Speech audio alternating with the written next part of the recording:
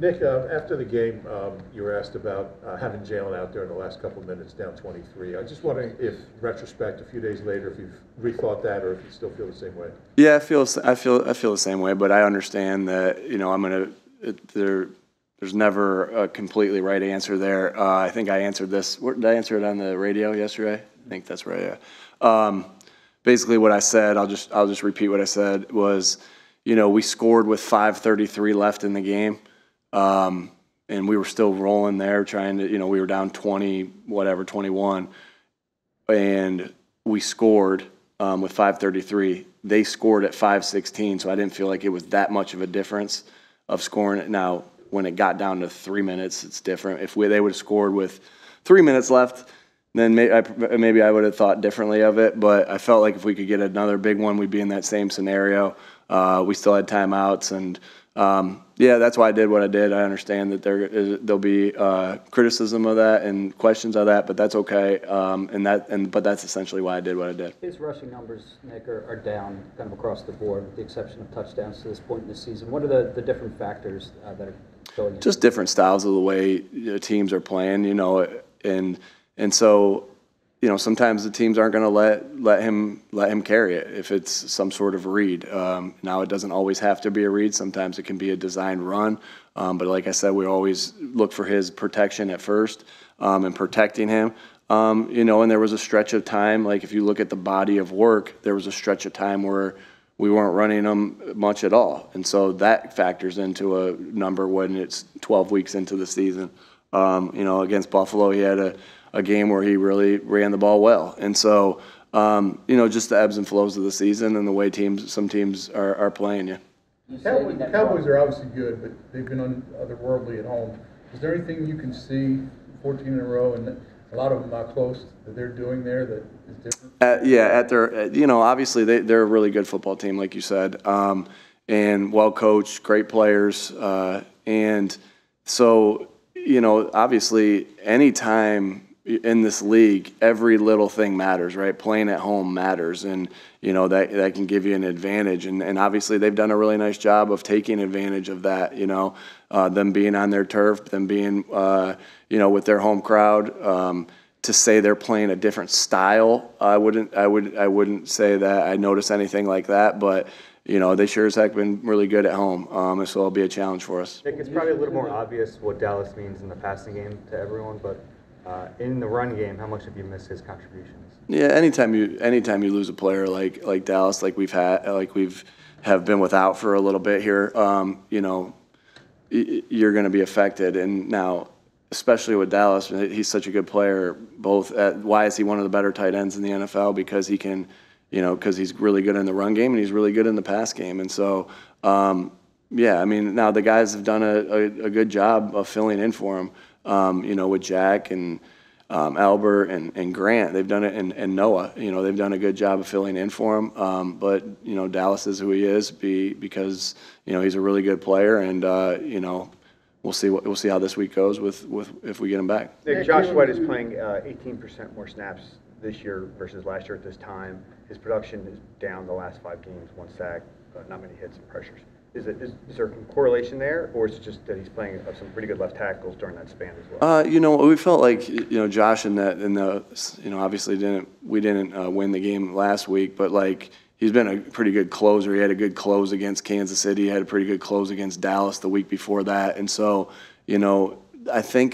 I think sometimes, too, when you look at that number without context, and I'm not saying you are, Jeff, I'm just saying, like, when I look at that, I'm like, well, guys' snaps are up a little bit more this year. Why? Well, games have been closer this year, right? Like, there was a lot of times last year where guys were out in the fourth quarter. And so, we're obviously trying to manage all our guys' reps and for the long haul here and keep them healthy. I think that's a little bit of a product of that. And I still think, like, Josh is a real big force to be reckoned with, and he's closed. Hassan closed the game against the Rams with a big sack, and then Josh closed the game against Kansas City and Dallas. So we're always constantly managing our guys to make sure they're feeling the best that they possibly can, not only with the trainers and the doctors, our schedule, our strength staff.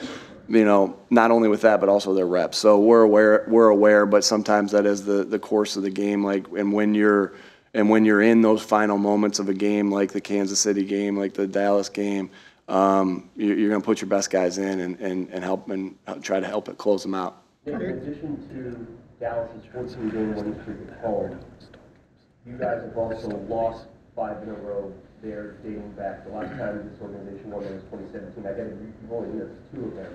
But as a competitor, how enticing is it to have the opportunity to break both of those streaks? Yeah, obviously I don't think you can get wrapped up in all that. Like, because again, like you said, like a lot of the guys haven't even been there for that, and so we try not to get wrapped up in that. So because when you're wrapped up in that, you're not as focused, dialed in on the things that you gotta, be focused on. And so, as a competitor, good question to try to, to twist that in there. And I respect that question. I just don't see it any different that we have a big game against a division rival. That's the Cowboys. It's a huge game for us. Every game's big, but, we're really excited about going out there and playing. And, we know we'll have a challenge because we know how good they are. Your last in the league in third down defense, your last in the league in third down defense, 29 in red zone defense. How do you fix it? Yeah, we'll be doing some different things this week, and we're continuing to try to find ways. Obviously, that's unacceptable on our end. That's everybody, right? That's the coaching, that's playing, and so we have to fix it to say we're going to do this, this, and this. Obviously, I won't say that. We're still in the third down is still being still being finalized today. Third red zone will start to dip into it today, and into tomorrow. And that when you're doing that, it's not just looking at what you're going to do against the opponent. It's about doing different things and looking at your own stuff of what's been working, what hasn't been working, and obviously more hasn't been working than working.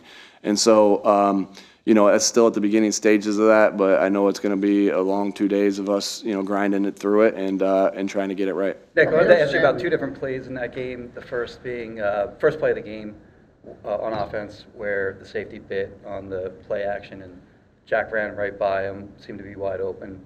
And then another play a little later, you had AJ running deep, Alberto on the 15-yard out, and I think Jack on a little flat route.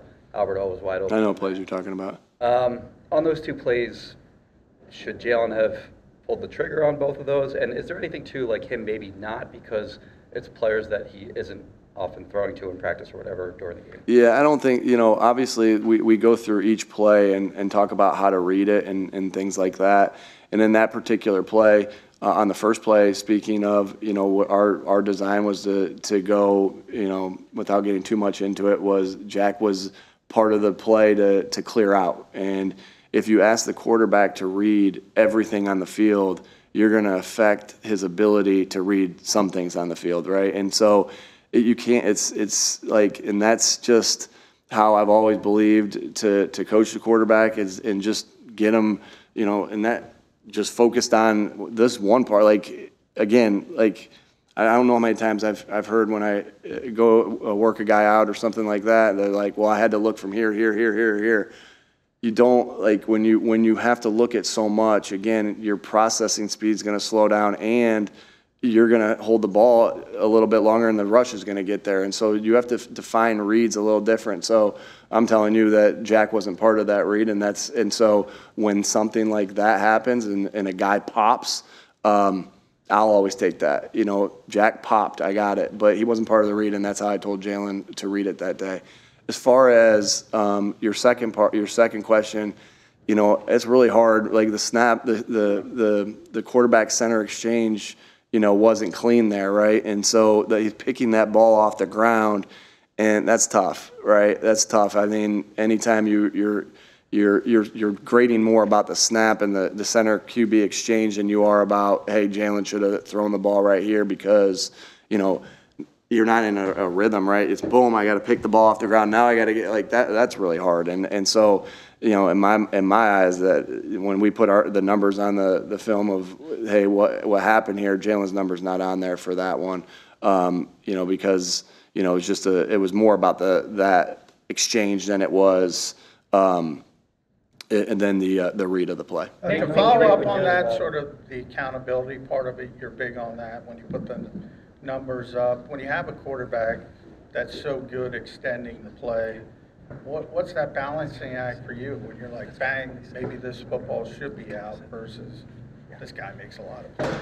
Yeah, that's a really good question because there is like you don't want to be too extreme in anything. You want to be able to throw on time, but you don't want to limit the people's ability to make plays, and so that is a fine line and of that, and that's a good observation there because no two quarterbacks are going to play exactly alike, but again, you don't. And I go back to just being extreme. You don't want to be extreme of just trying to extend everything. You don't want to be extreme of throwing on time on everything when it's not there. And so I continue to think Jalen continues to get better at that, and he's made so much improvement there as he has in so many other aspects of his game. And so but it's a good observation because it is a tough act to balance. Locker room's open. Justin Evans practice window closing.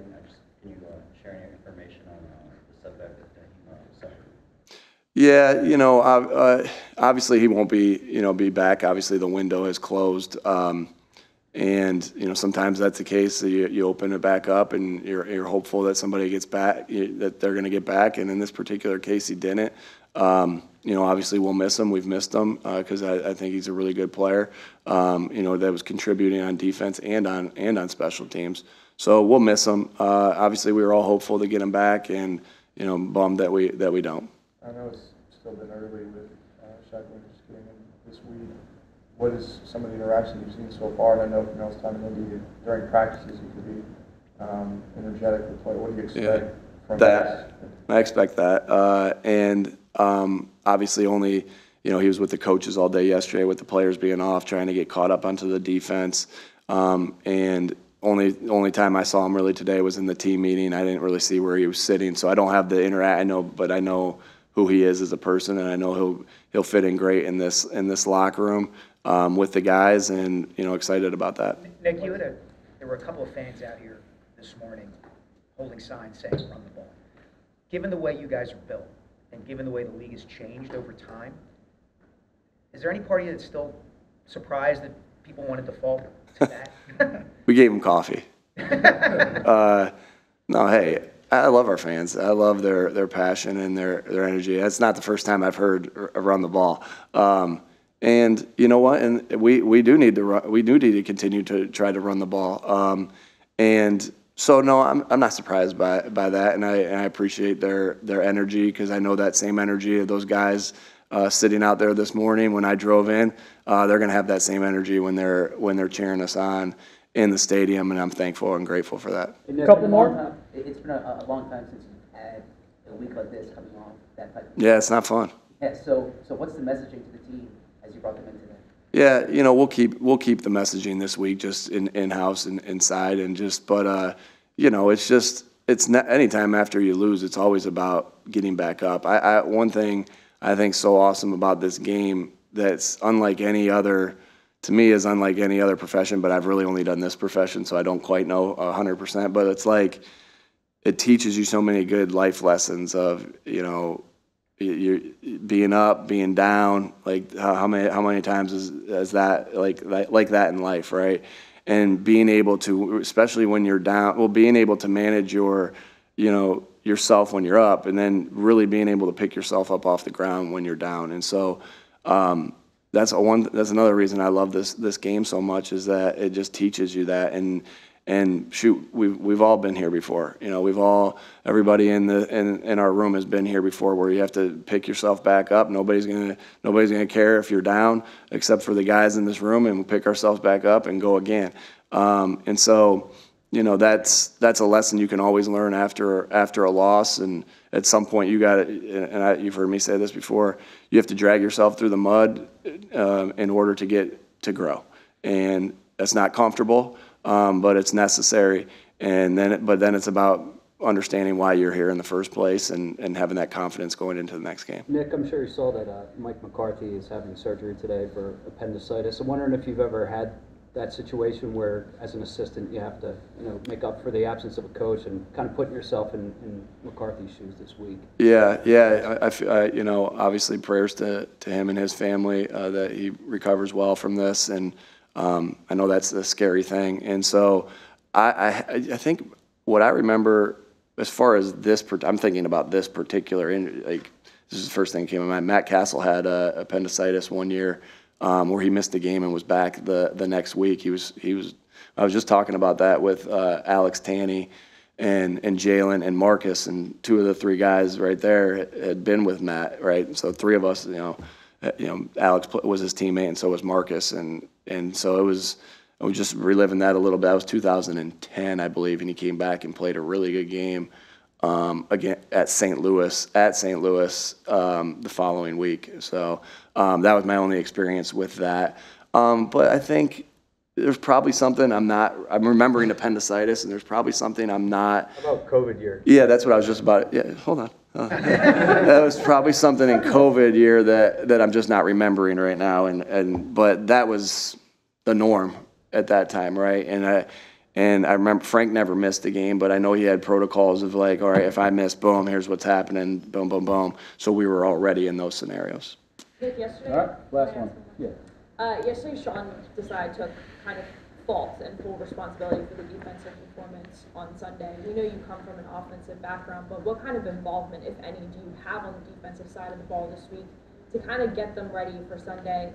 We hear the guys say flush it. But yeah, same as normal. Where I'm giving them, and they're watching all the tape, and I'm watching portions of the tape because I'm watching all the offensive tape, and so I'm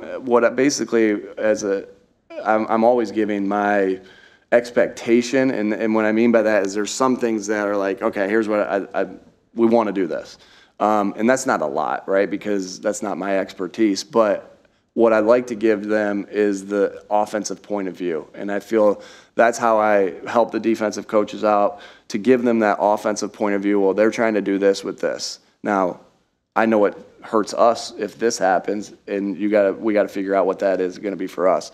And that's the same way I try to coach the defensive players. If I just feel like sometimes if I'm teaching a defensive back how to take a pedal and then break, I can correlate that sometimes to a wide receiver, and I will, but like that's what I want DK doing. That's why we pay DK to be that coach. And so I always try to really tie it into the offense and what they're thinking and how they're trying to attack.